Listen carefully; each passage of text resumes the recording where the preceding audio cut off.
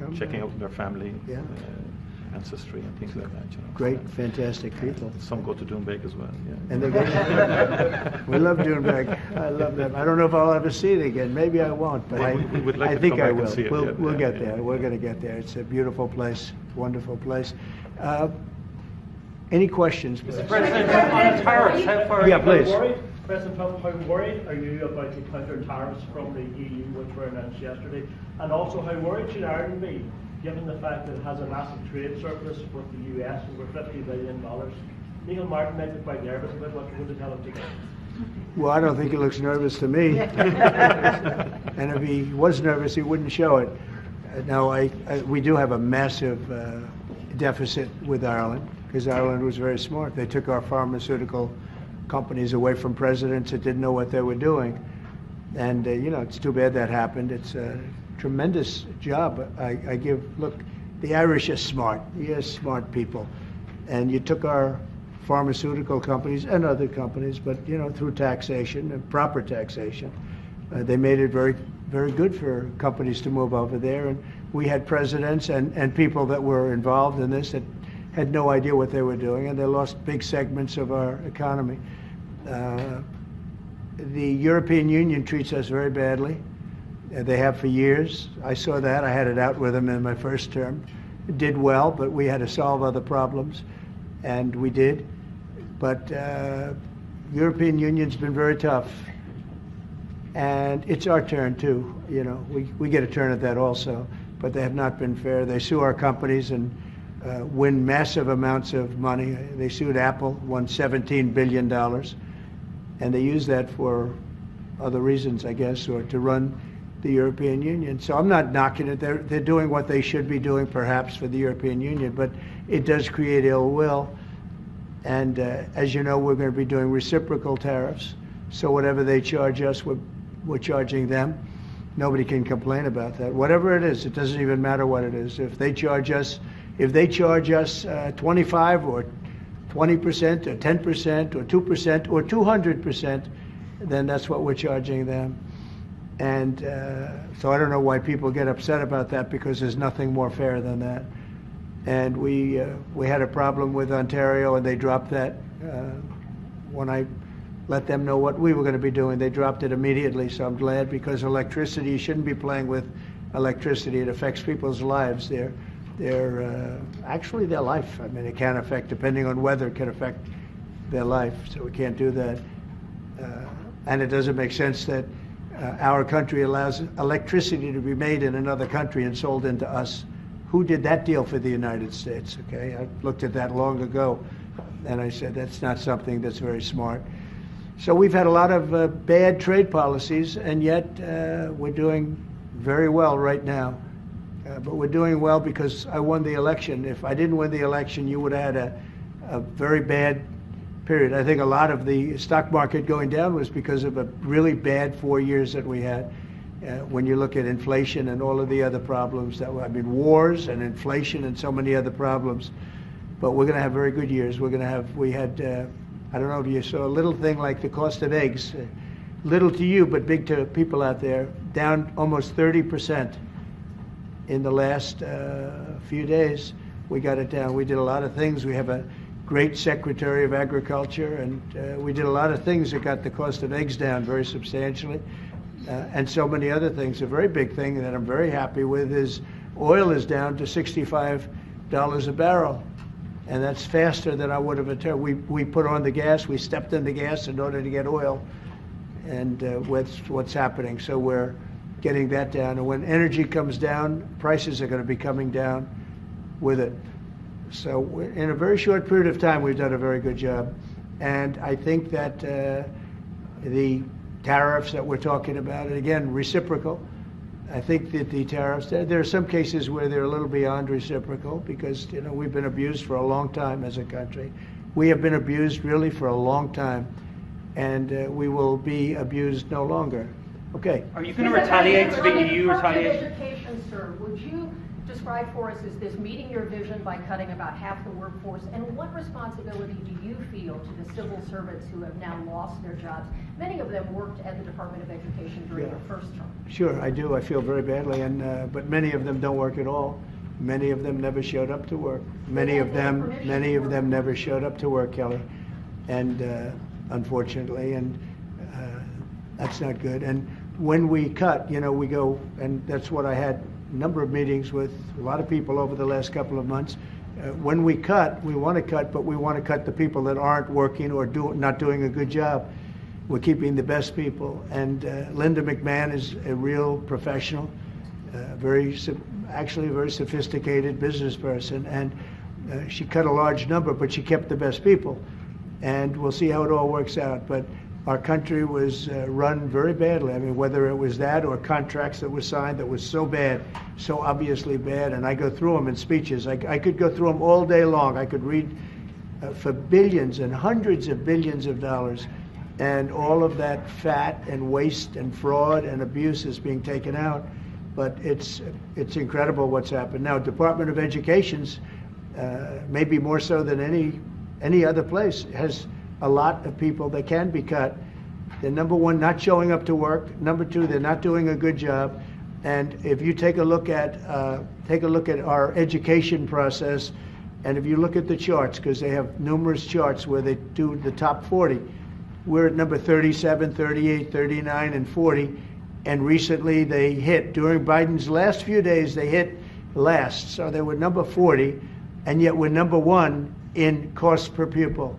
So it's pretty bad. But we have a dream, and you know what the dream is? We're going to move the Department of Education. We're going to move education into the states, so that the states, instead of bureaucrats working in Washington, so that the states can run education. And you have Norway, you have Denmark, you have Sweden, you have Finland, you have various countries that do very well. You also have China that does very well in education, which is a pretty big tribute to China, I must say. 1.4 billion, and they're in the top 10, and it's pretty amazing. So we can't blame size anymore. You know, normally you'd blame size. It's too big, how can you do it? But China does it. So we think when you move it back to Iowa and Indiana and all the states that run so well, there's so many, I could name 30, maybe almost 40.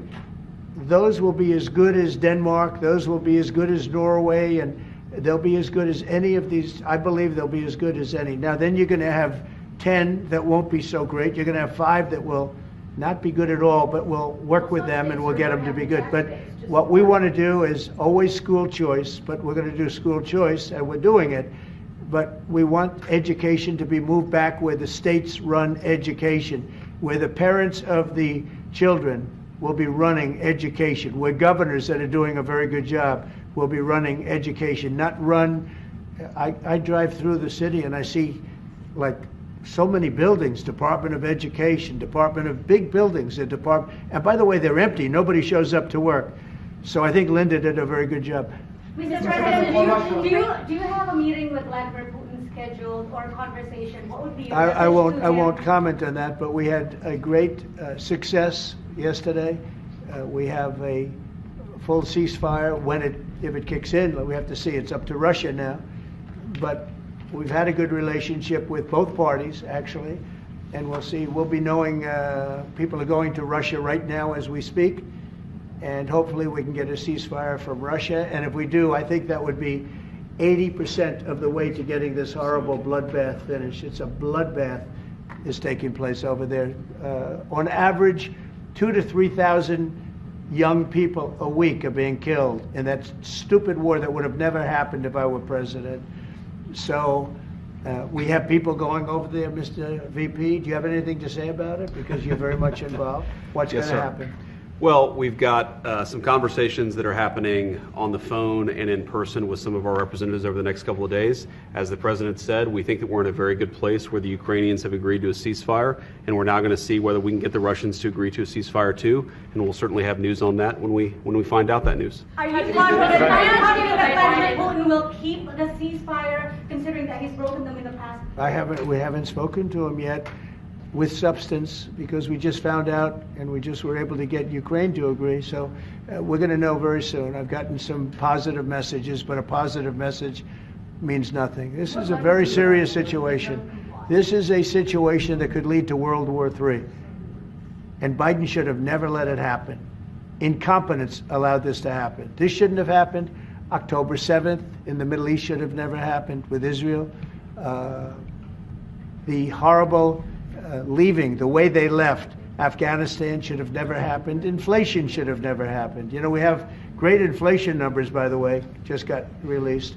Inflation is way down, and it's based on what we've done, and we've done it in a very short period of time. You know, we had virtually no inflation. For 4 years, we had almost no inflation, and when these characters took over, we went from no inflation to the worst inflation probably in the history of our country. So it's very interesting. Go ahead. Are you going to retaliate against And by the way, I have to speak of inflation. I love these socks. What's with these socks? It's in honor of the T-shirts. I'm trying to stay focused, but I'm very impressed with the VP's socks. What would say to you that the United States is recognised as having such an important role in the peace process, and yet half the parties from the Northern Ireland government have decided not to come to St. Patrick's Day celebrations? They haven't, what? They haven't come over, they're boycotting the St. Patrick's Day celebration. What are they boycotting? They are talking about your position on Gaza as one of the reasons why they... Oh, I haven't heard that. I really haven't heard that. Look. Can I just say, I got to pay Yeah. tribute to the President on the peace initiatives. The one thing we've learned in Ireland about the peace process that you've just spoken about, and I recall back in the early 90s, when the first tentative steps to get peace in Ireland, people criticised people like John Hume or people like Albert Reynolds, the then Taoiseach. But they kept going. And when we got that ceasefire in 1993, okay, it took a number of years to get the comprehensive peace settlement. But again, the guns more or less largely went silent. The war in Ukraine is a devastating war on young people. And I think that very simple, straightforward narrative is to be commended. We all have children. We would be shocked at the prospect of young people losing their lives in that number, be they Ukrainian, be they Russian, whatever. Anything we can do to stop the violence, I think, is an extremely positive day. And there will be all sorts of people having qualifications on it and all the rest of it. It's our job then to work on it and to try and build it, Europe, US and everything. I will say, and thank you for that, but I will say, last week 2,500 young people died while we sit here and talk. Yeah. And while they talk about peace, but they've been talking about peace. This should have never happened. This war should have never happened. It would have never happened if I was president. That's what makes me more angry than anything else, because you've had far more people die than they report, than these people report, for whatever reason. But you had far more people. The numbers are far more devastating. You'll find that out someday. And it doesn't affect you very much. They're not Irish, and they're not from my country. They're from Russia mostly, almost all from Russia and from Ukraine. And people could say, why are you doing this? Why are you involved in that? Because 2,000 people a week are dying. And they have families, and they have mothers, and they have fathers, and they have sisters, and they have brothers and friends. And they're dying. And I've seen the pictures, the satellite pictures that we see all the time. And it looks like Gettysburg in its prime, because that was, they say, one of the most horrific battles ever. You have kids lying all over these fields that are dead, because the weapons today are unbelievable, between drones and various types of guns. I'm not even talking about beyond that with the big babies. You understand what I mean? I hate to even mention the name, the nuclear name. I hate to mention it. But you have weapons today that are so powerful. And I see kids every week. I see pictures of kids laying all over the field dead. They're dead. Beautiful kids. They're dead. And they're not from here and they're not from where you are, but he's working very hard. We're all working hard to get this thing finished. It's crazy over nothing, and it's not going to go anywhere. It's just a terrible situation. And I think we have a chance to get it done. So we've gotten half of it as a ceasefire, and if we can get Russia to stop, then we have a full ceasefire. And I think it'll never go back to war. I think Okay, something so will it's- happen. Can I ask you about Say- Ireland's relationship with Israel? There's been a lot of talk recently. The government are looking to bring in what's called the Occupied Territories Bill, which would ban goods from occupied territories. I know you met with Prime Minister Netanyahu recently. Did Ireland come up in that conversation? Did he raise any concerns about the large government? One thing I'll tell you, you're not from Israel, that's for sure, huh? She is definitely not from Israel. It's an interesting question coming from you. We talk about everything. Israel has been under siege, as you can see, and they had to fight back. October 7th was a terrible thing. People don't like to mention it, but it was a terrible, terrible day in the life of the world. And it's amazing the way people don't mention that, but it was, I've never seen anything like it. Those are other clips I get to see. You know, as president, you get to see clips that you'd rather not see, but I see clips, and that was a terrible day for the world. And we're working hard with Israel. We're working hard to see if we can solve the problem. I will say I just saw 10 hostages, and they were treated really badly. They were really treated badly. I was shocked. I asked them, was there any kindness shown? They were in there. One was in there for 500 days. One was 323 days. I said, was there any, 10 of them, I said, was there any kindness displayed? Like, did they ever, like, say, don't worry, you'll be okay? Or give you a little wink, or give you, like, an extra slice of bread or something? And everybody said, all of these people said, zero. It was hatred. It was pure hatred. So, I mean, that's a very deep-seated problem. Could you give the Taoiseach some advice? Could Could you give the Taoiseach some advice? Ireland is in the midst of a housing crisis now, and I know you have a lot of experience as a businessman. How can the state build tens of thousands of houses at speed? You know why they have a housing crisis? Because they're doing so well. They can't produce houses fast enough. That's a good problem, not a bad problem. That's a very good answer, President. Congratulations. No, it's true. Will you put more tariffs on the EU, Mr. President? Mr. President, will you? Everybody should have that problem. That's okay. Will you put They're more gonna tariffs do- on the EU? I know this gentleman. He'll get it solved. Will you put more tariffs on the EU? Will you respond to their retaliation? Oh, of course I'm going to respond. You will The retaliate with problem more is our tariffs. country didn't respond. Look, the EU was set up in order to take advantage of the United States. Including Ireland? Is Ireland taking advantage of the US? Of course they are. I can't, you know, I have great respect for Ireland and what they did, and they should have done just what they did. But the United States shouldn't have let it happen. We had stupid leaders. We had leaders that didn't have a clue. Or let's say they weren't business people, but they didn't have a clue what was happening. And all of a sudden, Ireland has, you know, our pharmaceutical companies and other, this beautiful island of 5 million people. It's got the entire U.S. pharmaceutical industry in its grasp. And, you know, you mentioned housing and you mentioned other things. I mean, I have property in Ireland, as you know, and I love it. It does great. But I'd like to see the United States not have been so stupid for so many years, not just with Ireland, with everybody. You know, I looked at trade deals. I was telling the group yesterday, I looked at trade deals in term one. It's one of the reasons I decided I had to do this, because somebody had to straighten it out, and I didn't see anybody that was going to. I looked at trade deals that were so bad, I'd actually say, how is it possible that this could have happened? Who would have been so stupid to let these deals happen? For instance, when the pharmaceutical companies started to go to Ireland, I would have said, that's okay if you want to go to Ireland. I think it's great. But if you want to sell anything into the United States, I'm going to put a 200% tariff on you. So you're never going to be able to sell anything into the United States. You know what they would have done? They would have stayed here. So do you Are you want planning to lower corporate taxes to match? He's so lucky that I wasn't. Are you planning to, He's so lucky. sir, are you planning to lower corporate taxes to match Ireland? Are you Look, planning to lower corporate taxes to match Ireland? to Well, ensure we that are planning to lower taxes, yeah, if the Democrats behave, but the Democrats have no clue. You saw that the other night during the speech. 2 young women were slaughtered by illegal aliens. 1 young man has very serious cancer, and many other problems. We look at the people up there, they all had difficulty, very serious difficulty. But when we're talking about 2 young girls, beautiful young girls, Lake and Riley, and, you know, you know the whole story. That evening was a disaster for the Democrats, in my opinion. And I would mention, and I'd see two mothers that were inconsolable as they stood, crying. Their daughters have been absolutely just destroyed, killed, viciously killed. And the young man who loves the police departments, he had cancer and has cancer, very bad cancer. There wasn't from people sitting there, Democrats, there wasn't a hand clap. Nobody stood. They were just stone-faced. These people are sick. There's something wrong with them. There was no standing for anybody.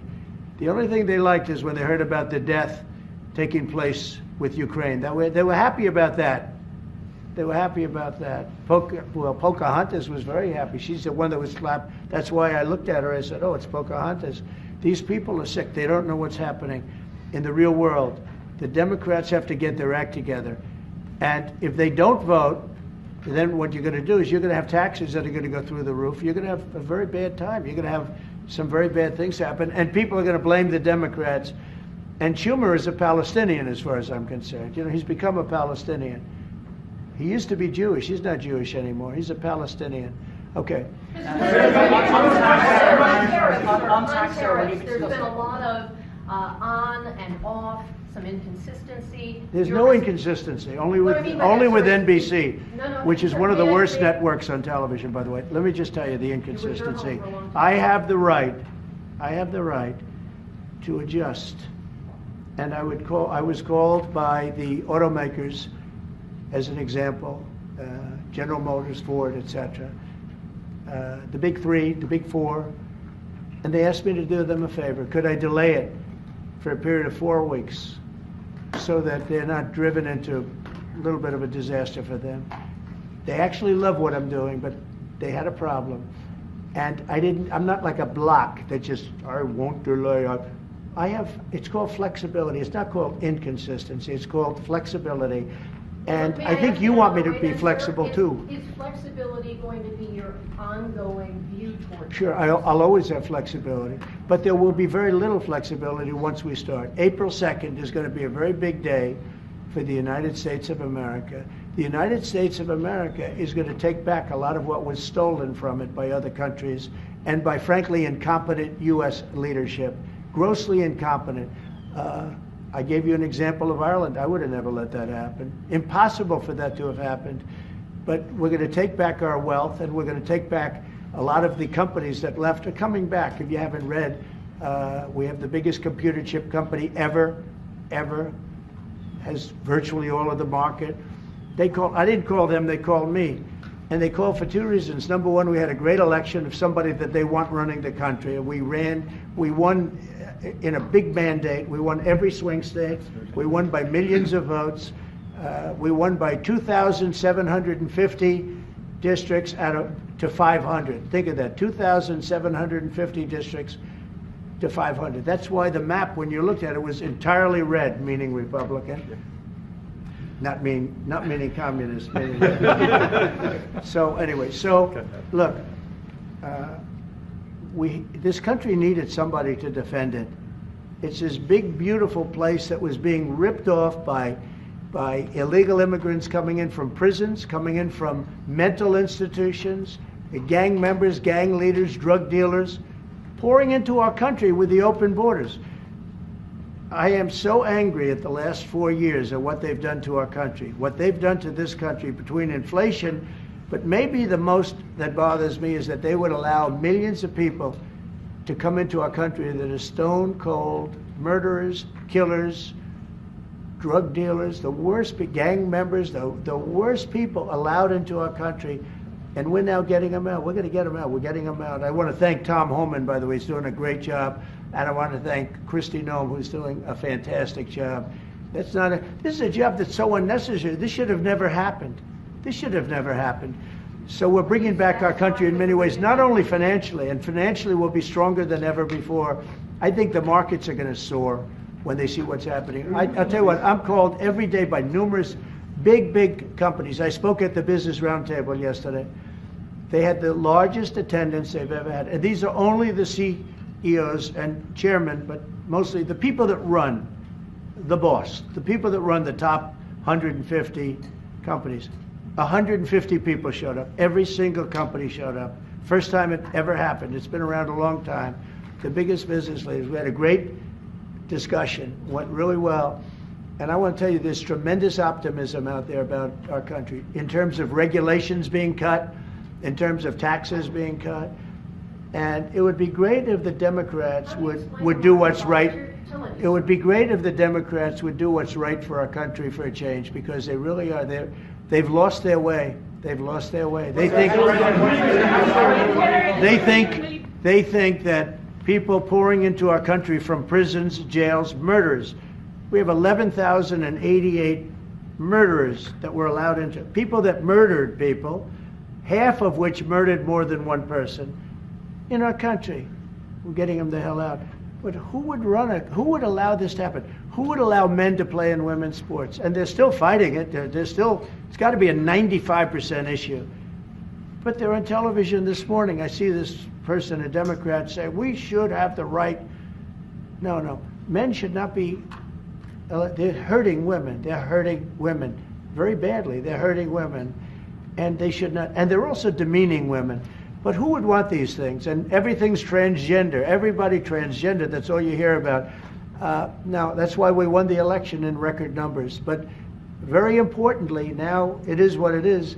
The Democrats should get with us and come up with good tax policy so that Ireland and other countries can't take our businesses away from us. And he understands exactly. You guys did the right thing. I'm not upset with you. I respect what you've done. You've done a great job. But our people did a very bad job. How advanced are your plans to try and bring some of those companies back to America? Will you be briefing? Well, I'd love to have him back. I'd love to have him back, but he'll be fighting me on it. What I would say, President, if I could 1 second, just make the point. It's a two-way street too, and we are investing a lot more in America now. And people may not realize, but Ryanair, one of our biggest airlines, for example, AirCap, they buy more, the two of them together buy more Boeing airplanes than anybody else outside of America. That's a little known fact. It doesn't turn up in the statistics, but Ryanair and AirCap, big aircraft leasing company, Irish company, have done great work with Boeing, and huge investments over the last couple of years, you know. So, and there's a lot of Irish companies here now, about 700 odd Irish companies based in America. Glanbia, Smurford, Waterrock, I was saying to you this morning, Vice President. A lot of them creating thousands of jobs in America. And it's only fair. I mean, that's correct. That's right. That's the way it should happen. And I think it's a very good relationship we have. It's a historic one. It's happened over time. We've added value to American companies. We've increased our value. They've got access to the European market, and they did all of that. I understand where you're coming from fully. But I think it's a relationship that we can develop and that will endure into the future, and will change, it will adapt, and you're evolving and you're doing things. And they've done a very good job. Now, I just will say this, but with all that we've said, we can talk about Ryanair. There's a massive deficit. I don't mean by a little bit. I mean, there's a massive deficit that we have with Ireland and with other countries too. And we want to sort of even that out as nicely as we can, and we'll work together. We're going to work together great, but the deficit is massive. Will you hear this one? You said earlier that it was now up to Russia in terms of the ceasefire. Yeah. Is there anything you can do in terms of pressuring Russia, or in terms of sanctions, or what can you do? We can, but I hope it's not going to be necessary. Sure, we can pressure. We can do that with Russia. Remember this, Russia took Georgia from Bush, right? They took Crimea from a man named Obama, Barack Hussein Obama, right? They tried to take the whole thing from Biden. They're going for the whole ball of wax. Who was the only one that never took anything from? Trump. And in fact, I'm the one that stopped Nord Stream 2, the pipeline, the biggest pipeline anywhere in the world. I stopped it. It was dead. And then Biden got in and he approved it. Nobody mentions that. What I did to Russia was very tough. I was the toughest ever. But nope, they never took anything from me. They took them from Obama and Bush, and they took it from Sleepy Joe Biden. With Biden, they wanted to take the whole country, but I think I've stopped that, but we'll see. But yeah, there are things you could do that wouldn't be pleasant in a financial sense. I can do things financially that would be very bad for Russia. I don't want to do that because I want to get peace. I want to see peace, and we'll see. But in a financial sense, yeah, we could do things very bad for Russia. It would be devastating for Russia, but I don't want to do that because I want to see peace. And we're getting close to maybe getting something done. We've got Ukraine done, and as you know, I've always said that Ukraine might have been the more difficult party. You were here a week ago when some interesting things happened. I had somebody that didn't seem to want peace. Now he's agreed to peace. So we'll see what happens. Brian? Yes, thanks. Thank you. First, we'll congratulate you on your lower inflation core rates. Thank you. Gas prices going down, airline prices going down. This is for the Irish gentleman here, if I can see him real quickly. Welcome, United States. You look great. Thank you. Nice suit. Now you feel good. He knows. What's coming next? Ran on MAGA, Make America Great Again. If you could run on MEGA, Make Ireland Great Again, what would your number one issue be for people in Ireland right now to make your country stronger? And I've got a two-part question to that as well. Yeah. The number one issue in Ireland is housing, to be honest, and I think it was correctly pointed out. We've got to build more houses. We've got to build them faster to give the young people of Ireland an opportunity to afford to buy a house or to afford to rent a house. We have a lot of other good things happening. That's my number one priority. Wonderful. Are you trying to and my ensure, second part Mr. question to this, Ireland is known for very happy, fun-loving people, great attitude, many in this room right now that I've met. Why in the world would you let Rosie O'Donnell move to Ireland? I think she's going to lower your happiness level. That's true. Thank you. I like that question. Mr. Do you know you have Rosie President, O'Donnell? Do you know who she is? Do you know who she is? Yeah. I'm joking. You're better off not knowing. Prime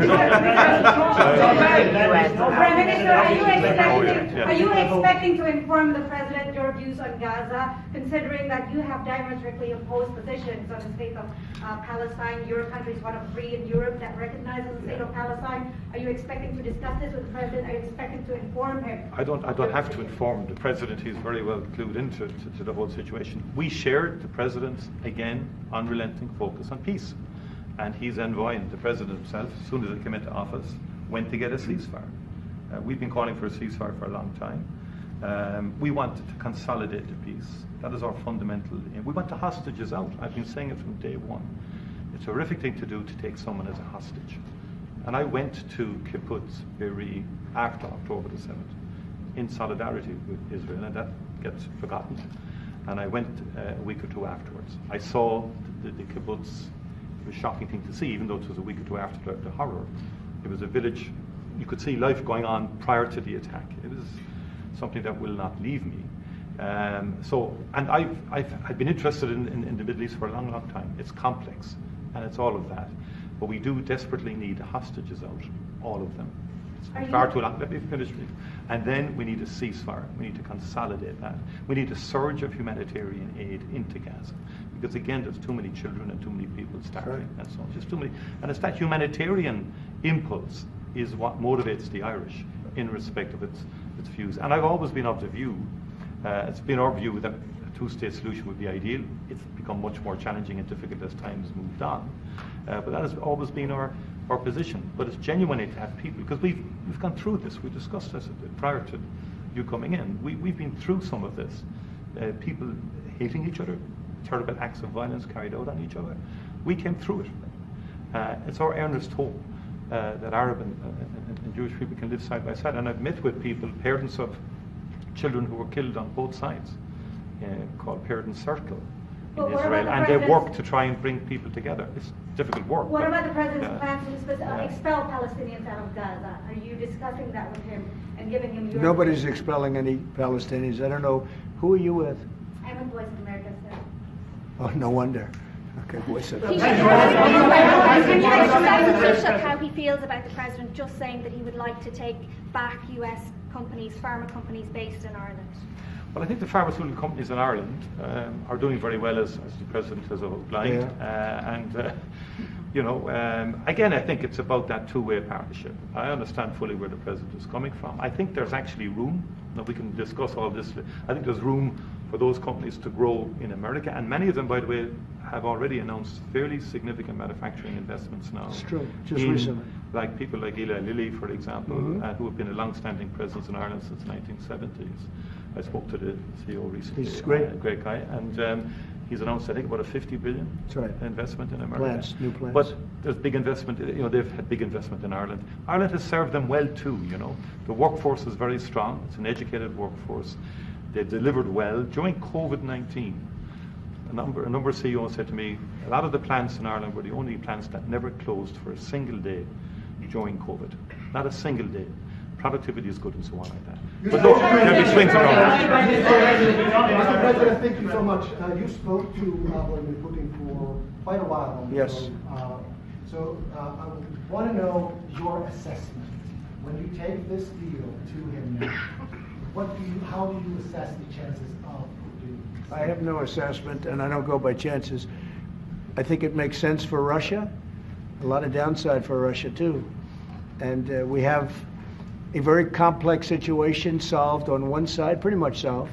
We've also discussed land and other things that go with it. We're not just doing it and saying ceasefire. We don't know what's happening. We know the areas of land we're talking about, whether it's pulled back or not pulled back. We've discussed a lot of the details of what has to go because we don't want to be wasting time. We don't want to be wasting time while people are dying. I mean, as we're sitting here, you probably had 2 people die on that very open field. It's dead flat. It's great farmland, and it's dead flat. There's no protection. The only thing that stops a bullet is a human body. And these are bodies that are young people. And they're stopping a lot of bullets because a lot of bullets are flying across those level fields. Dead flat, no protection whatsoever. It is a disaster. And so I hope he's going to have a ceasefire. You are using the American leverage to get a lot of political issues. Well, I don't want to get into that, but if I had to, I'm the only one that's dealt with them successfully. Everyone else, I went through it. Bush didn't deal with them successfully, dealt with them terribly, got ripped off. And Obama was a disaster. They have with Obama, he gave them sheets, and I gave them anti-tank missiles. You know that, right? It's called Javelin. You know the Javelin? I'm the one that gave them the Javelins. People don't say that. And then they say, oh, Trump has a great relationship with Russia. I'm the one that gave him the Javelins. Obama gave him sheets. That's an expression. He gave sheets, I gave javelins. So, Mr. President, how worried should the undocumented Irish be about your administration that you don't round them up and send them home again? Oh, I think the Irish love Trump. We won the Irish with a tremendous amount of vote. I want to thank you very much. We won in the 80s with Irish. I got the Irish vote. I think I have it locked up pretty good unless I did something very stupid, like drained your company, your wonderful place of all of its companies. If I drained Ireland of all of the companies, maybe I'd lose the Irish vote. I don't know. But right now, no. I love it. I've been there many times, as you know, yes. And we don't want to do anything to hurt Ireland. We want to, but we do want fairness, and he understands that. No, that's enough, Kelly. Thank you. President, was there anything that the teacher could say to you today that would dissuade you from going ahead with I can't hear. Mr. President, it's Irish American Appreciation Month you've named there. Who's your favourite Irish person? Oh, there's so many. Are you kidding me? Well, I do happen to like your fighter. He's got the best tattoos I've ever seen. I don't know if I'm a big, but that. Conor McGregor. Conor. Boy, you have. Well, Conor's great, right? Talking about Conor, but you have a lot of great Irish fighters, actually. Great fighters. I don't know what that is, but Ireland's always had a lot of good fighters. You know why? Because they're tough people. They're smart people and they're passionate people. And they really have been, over the years, so many. I think your father was a great fighter, right? He was, you did. Wow, and yet look at you, you're so smooth and so. He was a very good defensive boxer. He was a really good. He was a good boxer, yeah. Boxed for Ireland, and yeah. That means you genetically, I'm not going to mess around. Do you follow any Irish golfers? Okay, let's a couple of more from somebody that didn't ask a question. Yeah, please go ahead. Mr. President, should Apple go back to the U.S. from Who? Apple? Oh, Apple's been treated very badly. Look, Apple had tremendously bad luck. I thought they had a very good lawsuit, but they lost We fought with them. $16 billion. $16 billion, and they're after a lot of our American companies. See, that's what's unfair. It's the European Union. I'm not blaming you. I'm blaming the European Union. The European Union's gone after our companies, and Apple's a great company, and they have to give $16, $17 billion on a lawsuit that I didn't think was a good lawsuit. No, that's not. No, the European. We have a problem with the European Union. They don't take our farm products. They don't take our cars. We take millions of cars, BMWs and Mercedes-Benz and Volkswagens and everything. We take millions of cars. I said to Angela Merkel at the time, I said, Angela, how many Chevrolets do we have in the middle of Munich? Why, none. I said, you're right, we have none. That's the way it is, we have none. No, I'm not happy with the European Union, I want to tell you. And, Will you put tariffs and on we're going to cars? win that. We're going to win that financial battle. It's a Tariffs financial on battle. European cars, Mr. President? Tariffs on European cars, is that something you're going to consider? Oh, absolutely, I will do that. Yeah. Mr. President, Think of it, they have millions of cars coming in, millions and millions of cars. One of probably the largest. Japan's very big too, but and they don't accept our cars. We make great cars. They don't have our cars, but we have their cars. They don't have our farm products. We have the greatest farmers in the world. They don't accept our farm products, and we accept theirs. So, you know, things are going to change unless they do what they have to do, and they know what they have to do. This is not going to be a tough battle. In my opinion, not going to be tough. Just like when Ontario charged us, everybody said, oh, they just charged. I said, this will be won in 1 hour. And they announced what we were going to do, and they withdrew their little threat. And what they don't say in Canada is that 270%, have you ever heard that? We have tariffs on dairy products from Canada of 270%, going up to 400%. You never hear that. Canada's absolutely one of the worst. And we, when I say worst in terms of charging tariffs.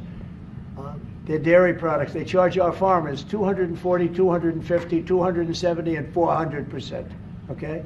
Think of that for dairy product. And we charge them like peanuts. You know why? Because we've been improperly run for so many years. I had that all settled in my first term.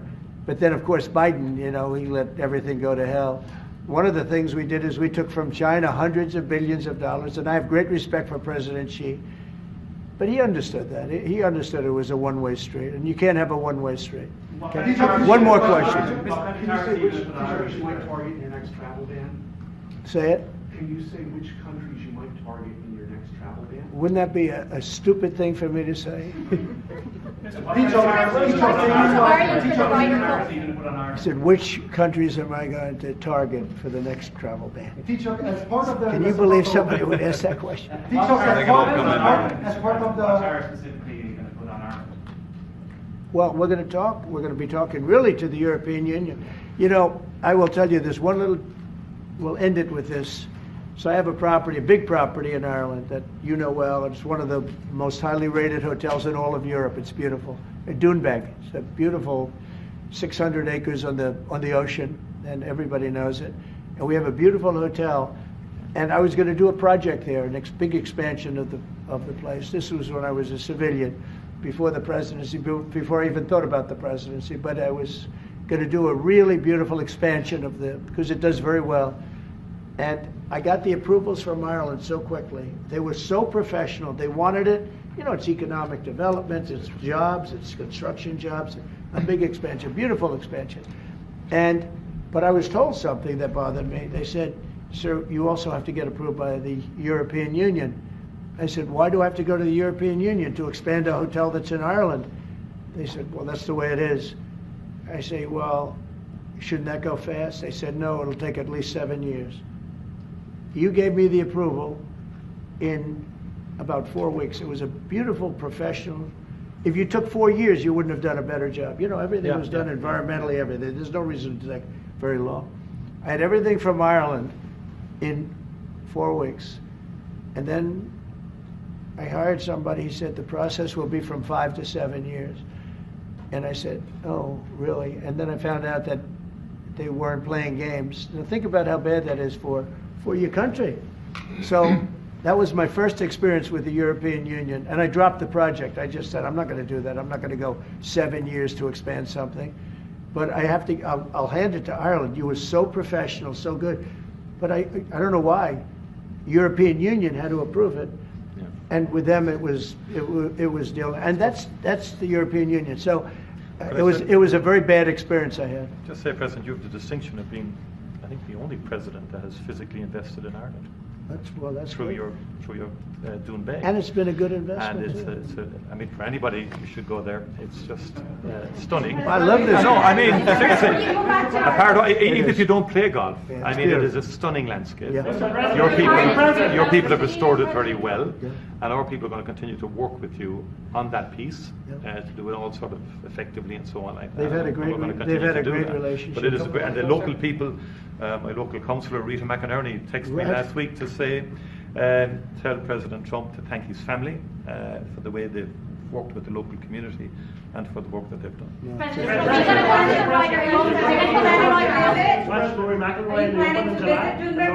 I love Rory. I think Rory's great. He's a great golfer. He just won 2 weeks ago. He's a great guy. I played golf with him 3 weeks ago, and he's really a fantastic player. He's in good form too. When he played with me, he played very well, I can tell you. No, Rory certainly is one of the favorites. He's always going to be one of them. He's a very talented guy. He's a very good person too. Are you planning to visit Dubai, Mr. President? I will. I'll get there sometime. I hope soon. In fact, if we meet, we'll meet at Doonbeck. Okay, I would love it. But I hope to be able to get there. Mr. President, does America have a future in NATO? What's it? Does America have a future in NATO? Where do you Well, see NATO has to treat us fairly. If they pay their bills and if they do what they're supposed to do. When I first got involved with NATO, as you know, they weren't paying their bills. There were 28 countries, and most of them weren't paying. And I got them to pay. And they paid billions and billions of dollars. I made a certain statement that I'm not going to be involved with NATO unless you're going to pay your bills. And I was asked a question, if we don't pay, are you going to help us? I said, no, if you don't pay, you're saying you're delinquent. A real estate term. You're delinquent. You're not paying your rent. You're not paying your bills. If you're not paying your bills, I'm not going to help. And everybody we took in, your Secretary General will tell you, he was very generous to me. He said, I've never seen anything like it. Money came in by the billions and billions and billions of dollars, and NATO became much stronger. Now, NATO's expended a lot of that money in fighting this horrible war, and it's too bad they had to do that. But they had the money from me. I was the one that got people to pay. The countries, most of the countries were not paying, or they were paying a very small amount. So we'll see. But NATO can be a force for the good, absolutely. Would you like to see Ireland join NATO, Mr. President? That's up to Ireland. Would you think Ireland and the EU are too close? Do you think that perhaps, like you We said, are very close. No, Ireland and the EU. Do you think there's too close a relationship there? Do you think there needs to be a separation, like you said, if you can't get planning permission when you can get it in Ireland, but you can't get it in the EU? Do you think? Well, look, I can just tell you about my personal experience. That Ireland treated me very well, and the EU was terrible, and they stopped really a magnificent addition. It wasn't a big deal from the standpoint of the world. It wasn't like the things we're talking about now, but it would have been a very beautiful addition. And they stopped it, which is bad for Ireland, and I don't know why. I don't know why it would take 5 to 7 years to get something approved, but that's what it was. Thank you all very much. Thank you. Thank you.